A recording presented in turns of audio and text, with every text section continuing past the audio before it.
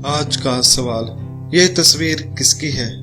जवाब देना कोई मुश्किल नहीं, क्योंकि ये बड़ी सफेद मूछें, लंबी सफेद दाढ़ी, लंबा नाक और सबसे खास आईब्रो के काले बाल ये बताते हैं कि ये तस्वीर गुरु नानक की है। मगर अगर मैं इस भ्रम से पर्दा हटा दूं तो आपको पता चल जाएगा कि यह चित्र किसका है। दोस्तों, यह चित्र गुरु नानक का नहीं, यह चित्र है शोभा सिंह का, जिसने गुरु नानक का चित्र बनाया था। वास्तव में वो हमसे अपनी ही पूजा करवाता रहा। उसने अपनी ही शक्ल का नाम गुरु नानक को दे दिया, जो कि एक घोर अपराध है। मगर गुरु नानक की तस्वीर हमारे दिलों में ऐसी बस गई है कि चाहे कोई लाख कहता रहे कि यह तस्वीर एक झूठी है और साजिश तहत तैयार की गई है, तो भी इसे कोई भी मानने को तैयार नहीं। शोभा सिंह ने अपनी ही तस्वीर बनाई।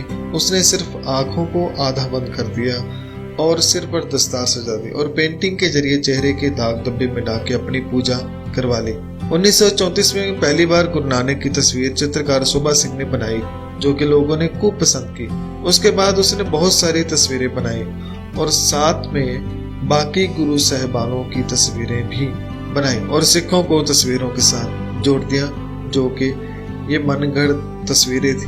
वो कह रहा था कि मैं गुरु साहिबान के गुणों को प्रदर्शित कर रहा हूँ, पर वास्तव में वो गुरबानी के उल्ट तस्वीरें बना रहा था।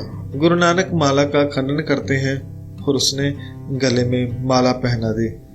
गलमाला तिलक लिलाटंग दो तोती वस्त्र कपाटंग जे जानस ब्रह्म कर्म सपोकट निश्चो कर्म।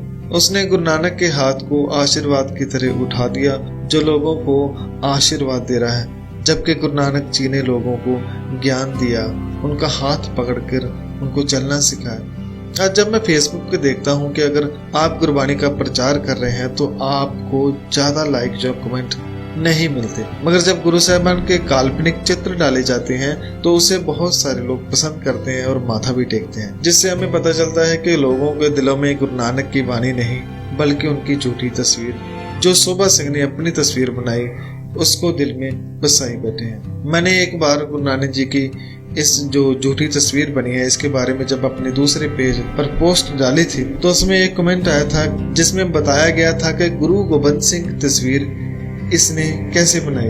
उसने बताया कि जब मेरे पिताजी शोभा सिंह के पास करतार सिंह सराबा जी की तस्वीर बनाने गए तो उसने मुझे खुद बताया, शोभा सिंह ने खुद बताया कि उसने किसी व्यक्ति को सामने बिठाकर गुरु गोबिंद सिंह की तस्वीर बनाई थी, जिसकी आज बहुत सारे लोग पूजा करते हैं। दोस्तों, सबसे पहली बात कि सिख पंथ में मूर्ति पूजा करना मना है। मूर्ति चाहे पत्थर की हो या कागज की, किसी भी तरह की मूर्ति की पूजा करना सिख पंथ में प्रवान नहीं। और अगर आप सिख मर्यादा को पढ़े तो उसमें लिखा है कि मूर्ति पूजा करना, मूर्ति के आगे अगरबत्ती करना, गुरु के बराबर मूर्ति स्थापित करना बिल्कुल मनमत है, गलत है और गुरु जी की वाणी के बिल्कुल उल्ट है।